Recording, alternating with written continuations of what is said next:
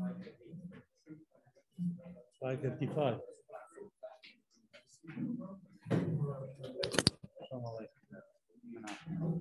Hi, how are you? This is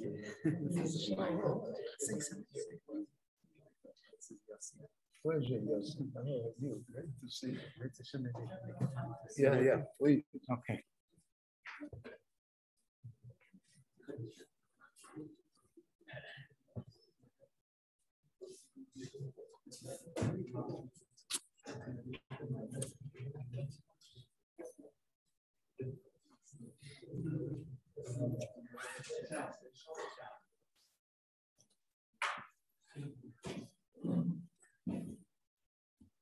Erev Tov, everyone.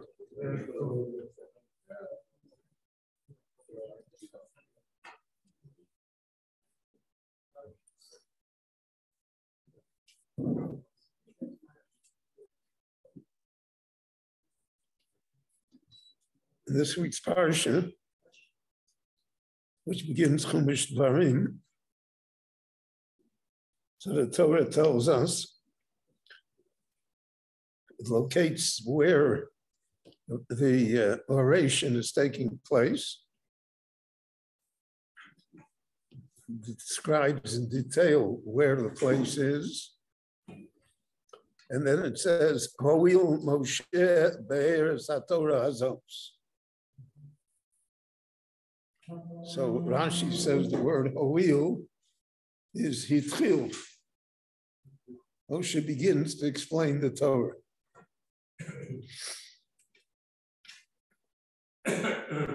So this sheds light on the entire Chumash Dvarim,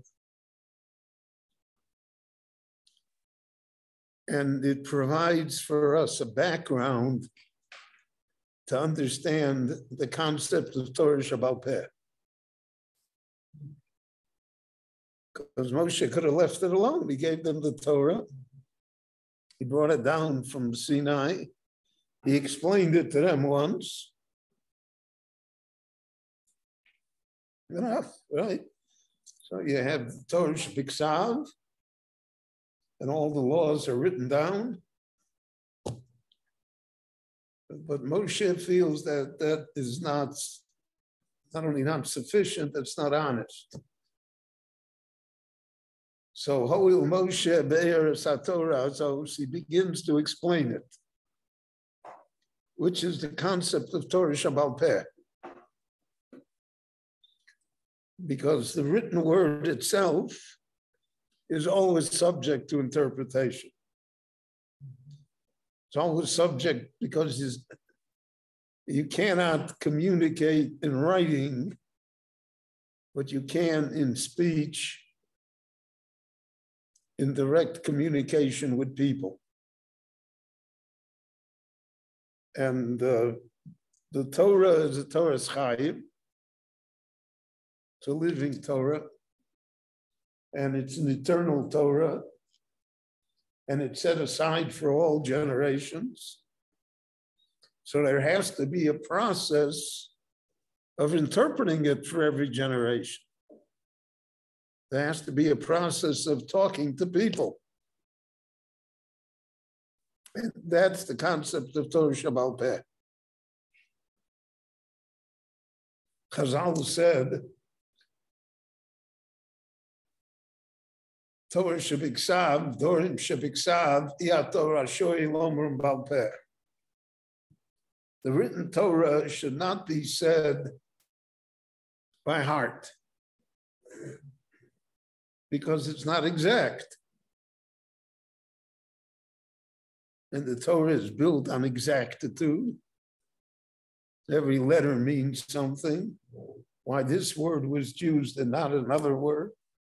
That, for instance, is the problem throughout the ages of translation, because translation, no matter how good, is never exact.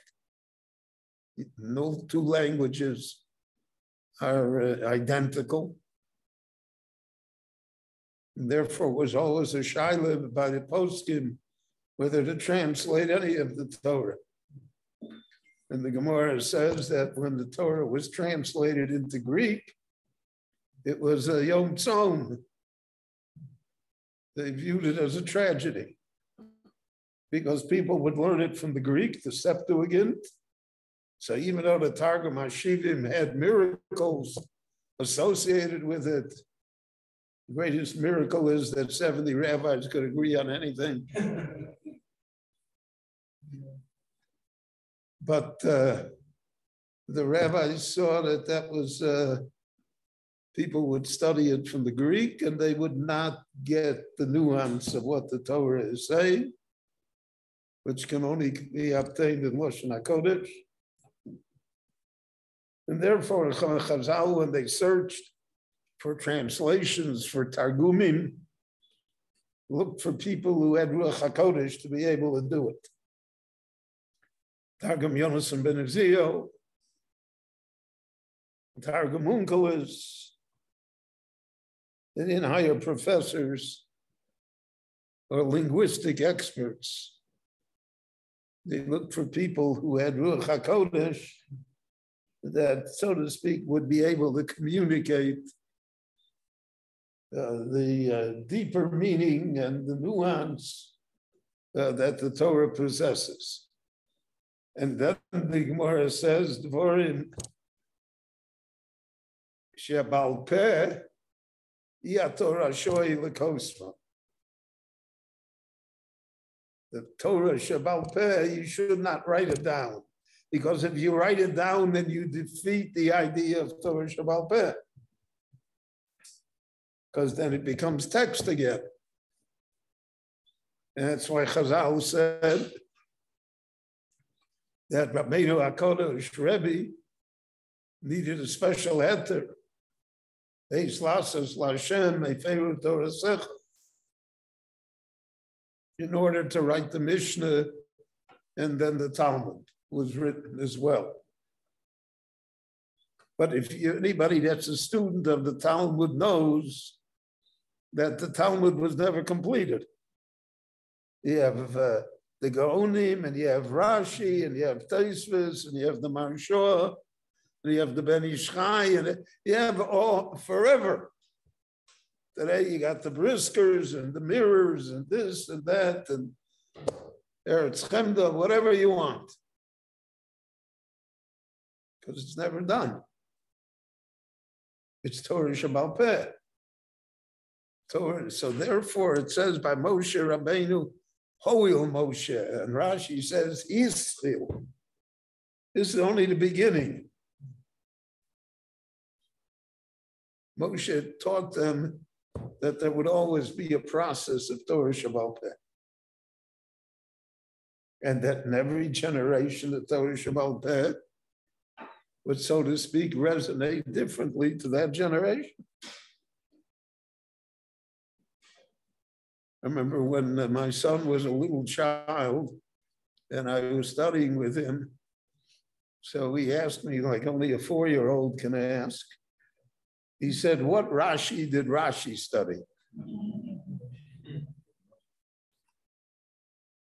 A very good question. So today we assume that, Rashi's been around since the 11th century, around 1,000 years already. So we assume there always was Rashi. There wasn't.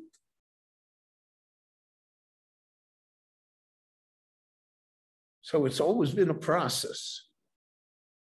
It's always been an evolution of knowledge built generation upon generation. It's only his Chil Moshe. Moshe only begins to explain. Because at the end, Torah Shoy Lekosman, there's no way to write it down. There's no end to it. Shlomo HaMelech says in Kaelis, so Svarim and Kates. There's no end.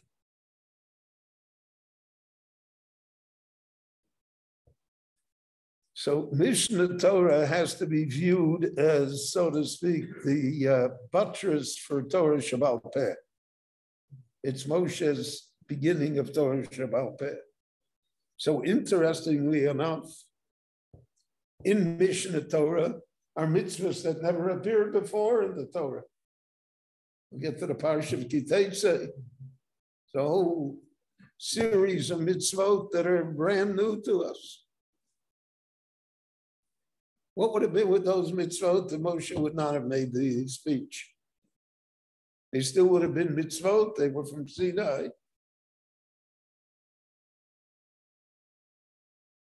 But they would have to be derived through a methodology of Torah Shebaal Peh. And now that's explicit. That's what Moshe did. The Torah Shebaal Peh took many of the mysteries of Torah Shebiksav and made it open. And made it explicit so that you knew what you were talking about. And the Torah never says what film looked like or what tzitzis look like. So we have another concept called Halacha Moshe Sinai. When Moshe came down from Sinai, so he brought a pair of tefillin and he showed the Jewish people, he said, this is what it means. This was the kshartem los al yadecha, this is what it looks like. It's not explicit in the Torah. But Halacha Moshe Sinai is just as binding as though it were written in the Torah. Therefore, there's a machlokas in the Gemara already, whether what's written in Chumash Dvorim is on the same level as what's written in the first 4 books, or whether it's like Halacha Moshe Sinai, but it's not equal, it's not on the same level. Because the Torah is all nuance. It isn't black and white. It isn't that simple. And we see that throughout the generations. The creativity of the Jewish people in Torah is unlimited. Even today. So a statistic that last year over 300 books commenting on the Rambam were published in Israel. Of course, the Rambam said, if you have my book, you don't need any other books. And in heaven, they hear what you say. So they give him 300 books a year. And that's on the Rambam. That's not on Torah Shebiksav. But that's the structure of Torah, the structure of learning. And that's part of the idea of yeshivot and of having rabbeim, teachers, because everyone is different. There's no two alike. Just there's no 2 people alike. There are no 2 students alike. There's no 2 methodologies alike. Because that reflects the human condition. So hidden in this short posuk of Hoel Moshe Be'er Satorah Hazos really is the entire panorama of Torah study throughout the generations, and that we are all, so to speak, engaged yet with Moshe Rabbeinu lahagdil Torah ulhadira. Rabbi Chananya ben Akashio merotz HaKadosh Baruch Hu l'zakos es Yisrael v'ficha chirbu lahem Torah mitzvot shenemar